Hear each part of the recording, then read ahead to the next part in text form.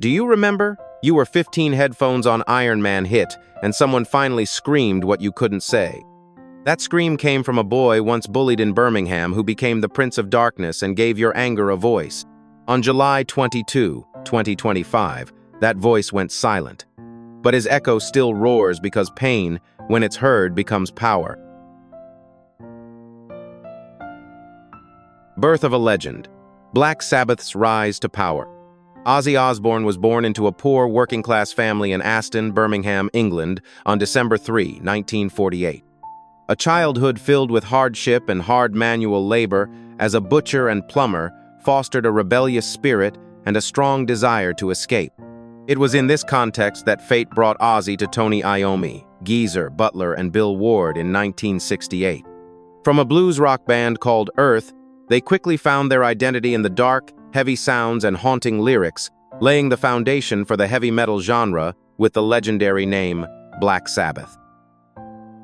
With his haunting, sometimes screaming vocals combined with Iommi's classic guitar riffs and Butler's thoughtful lyrics, Black Sabbath created an unprecedented musical style.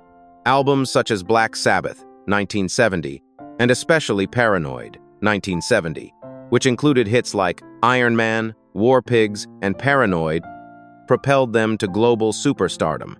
Ozzy, with his frenetic style and shocking performances, became the embodiment of the Prince of Darkness, a nickname that stuck with him throughout his life. However, the pressures of fame, combined with his personal battle with addiction, led to internal rifts, and he was fired from Black Sabbath in 1979. It seemed like the end, but it was actually the beginning of an even more brilliant chapter. The Resurgence, a remarkable solo journey and shocking events. Ozzy's career did not stop with Black Sabbath. Under the skillful guidance of Sharon Arden, who would later become his wife, he was reborn as a solo artist. His debut album Blizzard of Oz, 1980, featuring the young guitarist Randy Rhoads, was a spectacular hit. Songs such as Crazy Train and Mr. Crowley quickly became classics, affirming his status as an independent solo artist. His early solo career also witnessed shocking events that made his name and notoriety. Most notable was the moment on January 20, 1982, during a performance in Des Moines, Iowa, when he accidentally bit the head off a live bat he thought was a toy. This event became one of the most famous and infamous moments in rock history, cementing his crazy image and creating a lasting legend. However, just 2 months later, tragedy struck when Randy Rhoads, the talented guitarist and soul of the solo band, died in a tragic plane crash on March 19, 1982. This was a huge shock to Ozzy, but he overcame the pain and continued his career, demonstrating incredible resilience. He continued to reap success with albums such as Bark at the Moon, 1983, or No More Tears, 1991, with the soulful ballad, Mama, I'm Coming Home. He won many prestigious Grammy Awards, proving his talent and endless influence. Along with that were the hidden corners of his private life.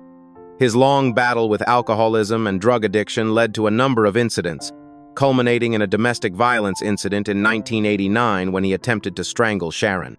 This incident prompted Ozzy to embark on a serious journey of sobriety, a major turning point in his life. His lyrics to Suicide Solution were even the subject of a 1986 suicide lawsuit, which, although ultimately dismissed, sparked a major debate about artist responsibility, cultural phenomenon, and lasting legacy. In the early 2000s, he won over a huge audience when his family became the focus of the reality TV show The Osbournes, 2002 to 2005, on MTV.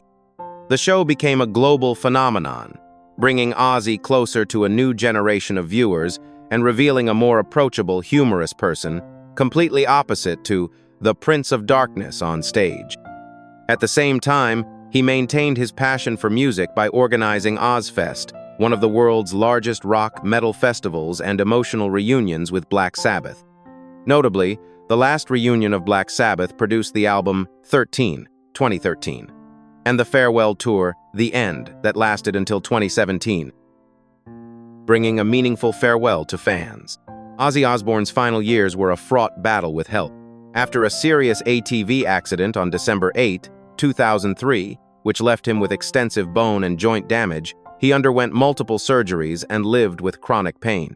On January 21, 2020, he announced that he had been diagnosed with Parkinson's disease, PRKN2, since 2003, a finding that would explain many of his health issues and absences. Despite the challenges, he remained resilient in his art, releasing solo albums such as Ordinary Man 2020 and Patient Number 9 2022. Patient Number 9 earned him 2 more Grammy Awards in 2023, including Best Rock Album and Best Metal Performance, demonstrating his continued creativity until the end of his life. Ozzy Osbourne passed away on July 22, 2025, after a long battle with complications from Parkinson's disease and other health issues. His passing was not only the loss of a musical legend, but also the end of a tumultuous but extraordinary life. He lived a full life, overcoming the demons of addiction, battling illness, and always finding a way to connect deeply with millions of fans around the world. The roar of the Prince of Darkness has been silenced forever, but its echoes will forever be heard in every riff, every scream, and every moment of madness that the Prince of Darkness delivered. He was more than just a musician and a rock star. He was an icon, a warrior, and a living testament to the power of the human spirit. He will forever live in the hearts of rock lovers, in the massive musical legacy he left behind, and in every soul who dares to be true to themselves. Remember, the buzzing headphones, the tiny bedroom, the guitar scratching at the heart. He was no angel, no saint. He screamed for us when no one else was listening, turned anger into music, turned madness into art, and now he's silent for the first time. But we're not. Rest in the noise, Ozzy. If you ever saw yourself in his music, leave a yeah under this video. This isn't just goodbye. This is the last time we scream together.